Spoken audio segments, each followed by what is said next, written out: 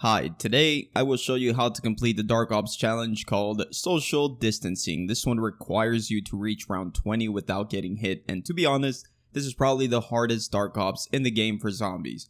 I have tried countless different ways to complete this Dark Ops, and this one strategy I'm about to show you was by far the easiest and most effective way to complete it. I do have a video of me completing it about a week ago or two, so I will link it down below.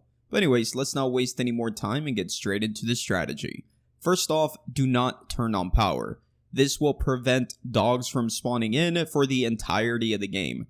Dog rounds are not that big of an issue. The issue lies once you get past round 10, where dogs will randomly spawn with the normal zombie rounds. And these guys can be a real pain, so please leave power off to avoid the headache.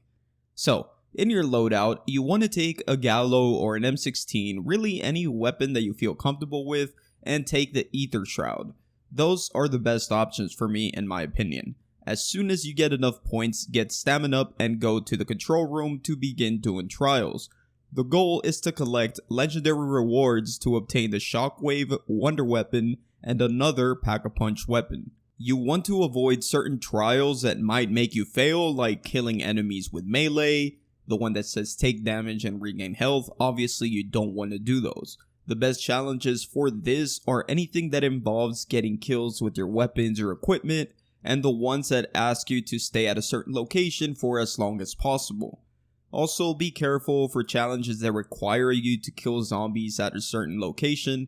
If it's too tight, don't do it. That's what she said. Anyway, just keep doing trials as you go until you have legendary rewards available to pick up. Again, you want to get the Shockwave Wonder Weapon and a Pack-a-Punch weapon. Up until round 10, you can easily camp at the top of the plane wing. Then, after round 10, the zombies will begin catching up to you, and you will need to drop down and train for a bit. Use your Ether Shroud to get out of tough situations. Be careful when dropping down from the plane wing though. If you jump from fall damage height, you might fail this challenge. Even if you have stamina leveled up, which makes you immune to fall damage, the fact is you do take a slight damage, but it's not enough to show on screen. And how do I know this?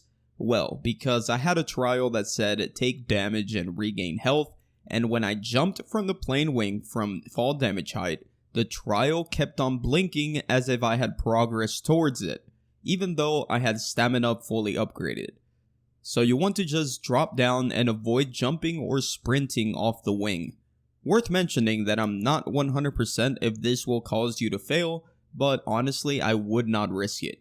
Anyway, now for the big green megaton zombie. You will have one or two spawn during your run. The first one always spawns on round 15, so before round 15 you want to have monkeys, full ammo on your wonder weapon, and your Ether Shroud fully charged.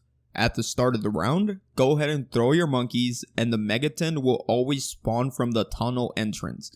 Shoot him twice with your wonder weapon, and as he is splitting, use your Ether Shroud, and then shoot the splits with your final 2 shots and they should die. Make sure to wait until they're fully split, otherwise you'll hit them while they're still immune and you're gonna screw up and you're gonna have to use your weapon. Believe me, there is no worse feeling than to fail because you got nervous on such a simple step. After you kill the first megaton on round 15, finish the round, then make your way to the pond. By this point, all you can really do is train because camping at the wing is not going to work out. And I recommend you head to the pond and train by this closed barrier. Since power is not open, the mid-cut to the crash site is also blocked. So you only have to worry about zombie spawns directly in front of you at the pond or to the left of you in that window. And you're gonna have this nice little training area. Just be careful when running around the tree because sometimes zombies will take a weird path and try to cut you off. As you are training, keep in mind that you might get a second megaton spawn on rounds 18, 19, or 20. So best case scenario is he spawns until round 20 and you're free to go because once you hit round 20, you complete this challenge. But if he spawns around 18 or 19, you have to be ready because he does not immediately spawn after the round starts. So get ready for it. So before round 18, make sure to have monkeys, have your ether shroud fully charged, full ammo on your wonder weapon, and buy a chopper gunner. By this point in the game, you should have enough salvage for a chopper gunner. Anyway, as soon as he spawns, pop your ether shroud and kill the first guy. The reason why this time around we pop the ether shroud right away is because he spawns a little bit further back, so if you try to make your way to him without using ether shroud, he might hit you with his attack. Anyway, once you get him to split after shooting him with your wonder weapon, you want to immediately use your chopper gunner. This is the safest way to deal with it. Although you can also do just what we did with the first one, but better be safe than sorry and do exactly as I said. In this gameplay, I decided to do what I did with the first one, but it was a little harder to avoid the first guy shooting you without the ether shroud. So I recommend that you pop your ether shroud as soon as he spawns, shoot him, and deal with the splits using a chopper gunner, and then you can just kill the remaining zombies with the chopper gunner and be on your merry way to round 20. Like I said, this training area is basically error free. It's so easy to train here without getting hit.